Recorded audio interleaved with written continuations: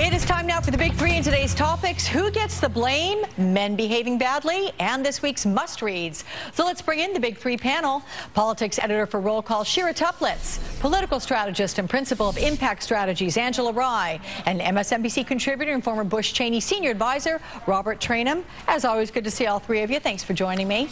Hello there. Angela, I'll begin with you, and our first topic is who gets the blame? Congress is now on its 5-week summer vacation, and for all the criticism lawmakers get for being the do-nothing Congress, House Republicans did manage to push through one piece of legislation before leaving, and that would be repealing Obamacare for the 40th time. Yeah, I say this with a little bit of sarcasm dripping. Anyway, the latest NBC News Wall Street Journal poll shows only 12% of Americans approve of the job Congress is doing. So who should get the blame for this? Well, I think the American people have it right, given your poll, Alex. There is no reason to approve of any action that Congress is taking right now. On the House side, the mere fact that the Republicans really believe that the repeal strategy will work not only by the votes that they're taking, but also supported by what Speaker Boehner just said on television a couple of weeks ago, which is that they should not be judged by the number of bills they pass, but rather by the number of laws they repeal. That doesn't even measure up to what they originally said about Obamacare, which was they wanted to implement a repeal and replace strategy. So much for replacing, Alex. Okay, so Robert, what does passing Obamacare repeal 40 times accomplish? I mean, do you understand why Americans are a bit frustrated right now with Congress?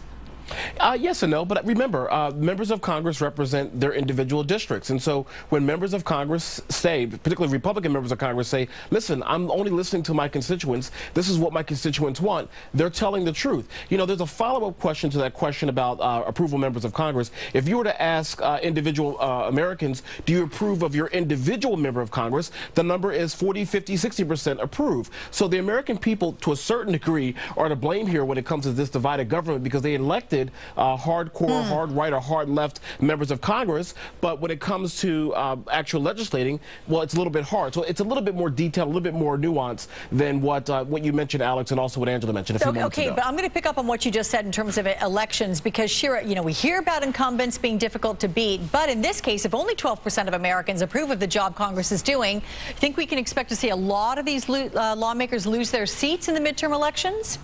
No, I don't think we will see a lot of incumbents lose their seats. And that has to do a lot with the congressional map, a lot of these districts that have been drawn essentially to keep these incumbents in office. Remember, we just had redistricting, which is the decennial process of redrawing these boundaries every 10 years. That was just last year. And also, we've had a lot of turnover in Congress over the last couple cycles. 2006 was a big wave year. A lot of members lost that year. Same thing with 2008 and 2010 again. So it's a pretty actually fresh-faced Congress. And I don't think you'll see a lot of incumbents. Usually the most entrenched ones can be the most vulnerable in a lot of incumbent versus upstart situations. Yeah. Okay, let's go to men behaving badly, and I'll stay with you, Shira, and we should note that it has nothing to do with Robert Traynham. He's a good guy.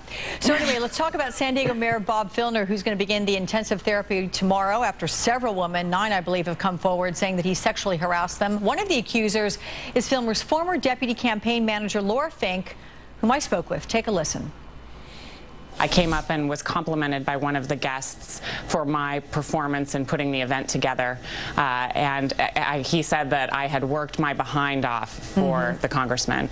The congressman then turned to me, told me to turn around, and I did. And he proceeded to pat me on the behind, laugh, and say, nope, it's still there.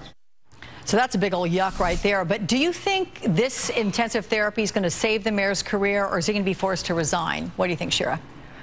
That's a toughie, because it's obvious that Bob Filner really wants to weather this storm. If he was going to resign, if he had any intention or any thought about it, he would have done it at that press conference a few days ago. And the fact that he is staying in office and he's going into 2 weeks of intensive therapy or whatever it is, I think says he really wants to stick it through. I think you'd have to get a critical mass, and you'd have to see a lot of Democratic power brokers in the country. And there have been a few, but you'd have to see, you know, people like President Obama and Bill Clinton say it's time to leave, Bob. Okay. Angela, I want to talk about Anthony Weiner with you. Do you think he is going to weather this storm? I mean, he has dropped to 4th in the polling numbers. Will he stay in this race? And what's the point? Well, he seems very determined to stay in this race, and he also seems very reluctant to really change his ways. The fact that he has dropped fourth in the race, I think, is very telling about the New York people and whether or not they're willing to elect him and have him be representative or represent their interests as mayor. I think more importantly, you know, the American people generally can be very forgiving. We've seen scandal after scandal, not just in politics, but in sports and entertainment. If your personal issues tend to distract from your ability to serve, I think people get fed up and they walk away. Can I ask you, Robert, about Eliot Spitzer resigning as New York governor amid the prostitution scandal some 5 years ago now? He's running for comptroller of New York. Is there a different temperament with him? I mean, how is his approach different from, well, let's say Anthony Weiner's? Quickly.